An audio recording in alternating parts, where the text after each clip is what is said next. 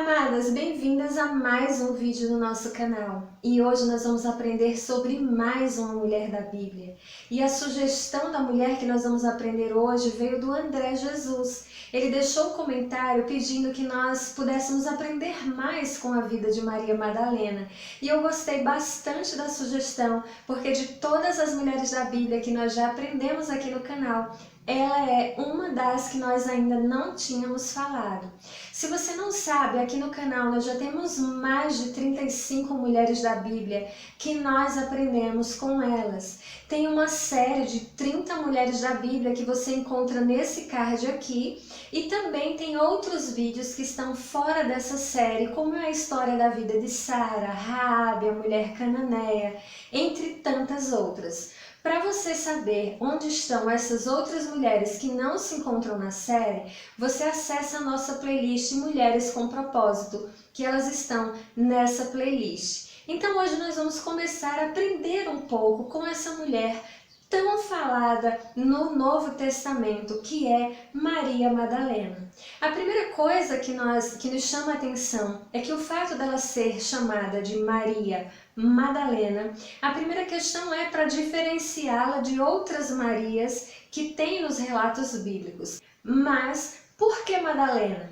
Existem várias versões que dizem o porquê desse nome, mas aqui eu particularmente acho que tem um melhor fundamento, é o fato de que essa Maria, ela era originária da cidade de Magdala, uma cidade bem próspera da Galileia. Então, por isso, ela era chamada de Maria Madalena, ou seja, Maria da cidade de Magdala. Um fato que muita gente desconhece e que acreditam que o nome dela seria um nome composto, como é bem comum para nós aqui no Brasil. Mas não, o nome dela era Maria e o termo Magdala, entre outras visões que se tem, era o fato dela ter nascido nessa cidade próspera da Galileia.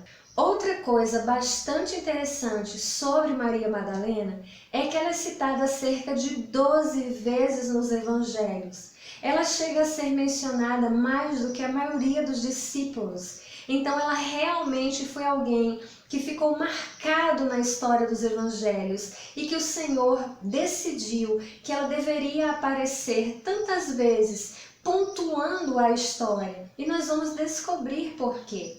Outra coisa interessante sobre essa mulher é que muitas coisas se levantaram, muitos boatos se levantaram acerca de quem ela era.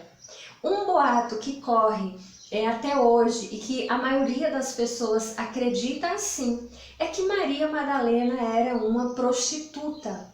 Mas em nenhum ponto dos evangelhos isso tem respaldo. O que acontece é que, como todo boato, se lança um fato sobre aquela pessoa e isso começa a se espalhar e nós acabamos a achar aquilo como verdade. É tanto que a maioria dos filmes que você assiste de relatos bíblicos que retratam a pessoa de Maria Madalena colocam essa mulher como uma prostituta. Só que nós precisamos, a partir de agora, tirar isso da nossa mente, porque não é o que a Bíblia fala sobre ela.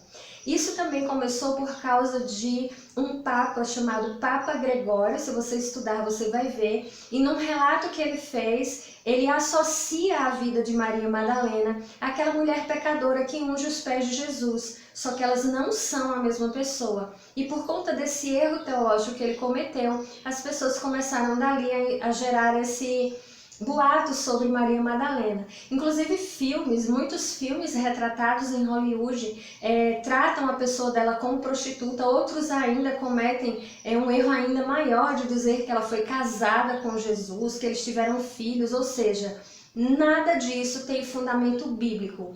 O que a Bíblia diz sobre Maria Madalena é que ela era da cidade de Magdala e que ela foi uma mulher curada pelo Senhor Jesus de uma possessão que a Bíblia narra que ela tinha 7 demônios. Não significa literalmente que ela tinha 7, até porque esse número 7 pode ser condicionado a um número bem maior. A única coisa que nós sabemos é que o estágio de possessão dessa mulher era muito grande e ela recebeu de Cristo a sua libertação.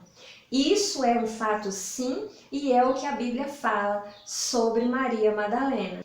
Outro fato sobre ela, que quase ninguém fala e que quase ninguém sabe, é que ela sustentava financeiramente o ministério de Jesus. Ou seja, Maria Madalena era uma mulher financeiramente bem-sucedida. E ela juntou-se a outras mulheres, como o caso de Joana, e servia ao ministério de Jesus com os seus bens, com as suas finanças. Outro fato lindo e marcante sobre a vida dessa mulher é que ela foi a primeira a ver o Senhor Jesus após ele ter ressuscitado. Então esses são alguns fatos que nos mostram quem era Maria Madalena e tira do nosso coração qualquer visão errada que nós tínhamos a respeito dela. Agora nós vamos aprender 3 lições com a vida dessa mulher que foi tão mencionada no Novo Testamento. A primeira delas é que ao receber Jesus, ou seja, ao receber a cura dos seus problemas, ao receber a libertação daquela caixa de demônios que pousava sobre a vida dela, ela se volta totalmente para o ministério, ela se volta totalmente para seguir a Jesus. E isso nos mostra que muitas pessoas se aproximam de Cristo, vão à igreja, buscam a Jesus, porque estão precisando de algo, estão carentes de alguma coisa, seja para si, seja para um familiar, mas o que acontece é que quando essas pessoas recebem aquilo que estão pedindo, elas simplesmente dão as costas e vão embora, e não querem mais um relacionamento sério com Cristo. Elas estão interessadas somente naquilo que Cristo pode favorecê-las, mas elas não querem servi-lo, elas não querem um relacionamento pessoal com Ele como Senhor e Salvador de suas vidas. Então a Bíblia mostra que Maria Madalena, após ser liberta, ela passa a seguir e servir a Jesus com sua vida, mesmo após ter sido curada. Nós temos aquele exemplo na Bíblia daqueles 10 leprosos que foram curados e apenas um voltou para agradecer ao Senhor Jesus. Então isso é muito comum. E se nós quisermos ser mulheres segundo o coração de Deus, precisamos compreender que nós servimos a Cristo não pelo que Ele pode nos dar. O que Ele nos dá é bônus. Nós servimos a Cristo por quem Ele é. A segunda lição que nós aprendemos com Maria Madalena é que ela foi uma mulher que servia ao reino. Como eu falei para vocês, ela foi uma das mulheres que sustentou financeiramente o ministério de Jesus. Isso nos ensina que nós devemos servir ao Senhor com aquilo que Ele nos deu. Não necessariamente o Senhor vai nos chamar para servi-lo apoiando financeiramente. Se você tem como fazer isso, se esse é o seu chamado, assuma e faça. Mas o que o Senhor espera é que nós possamos servir com os dons e talentos que Ele nos deu.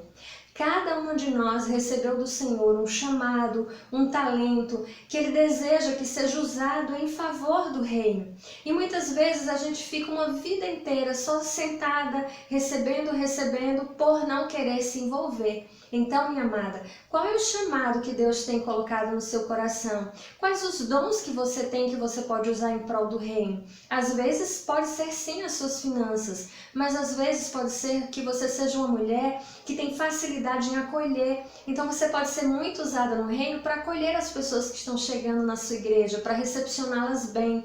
Você pode ser uma pessoa que tem o talento de levar uma palavra para o coração das pessoas que estão enfermas, que estão precisando de uma palavra de ânimo.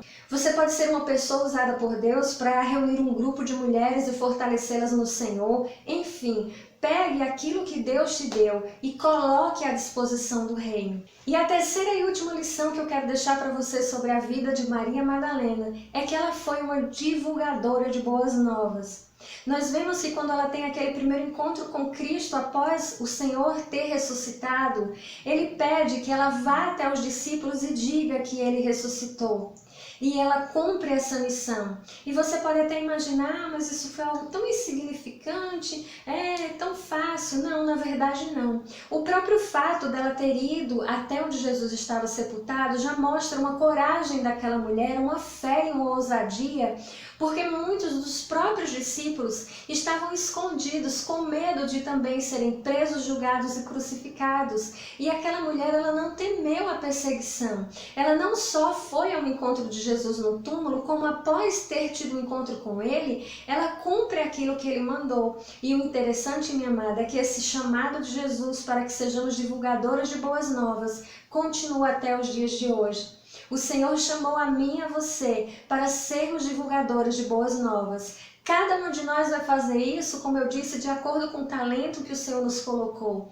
Às vezes você não precisa estar em um púlpito para ser divulgadora de boas novas. Você não precisa estar diretamente liderando um ministério da sua igreja para ser divulgadora de boas novas. Você começa sendo uma divulgadora do Evangelho no seu lar, na sua casa, com os seus familiares. Você começa a ser uma divulgadora de boas novas no seu trabalho, na sua faculdade. Você começa a ser uma divulgadora de boas novas na sua comunidade.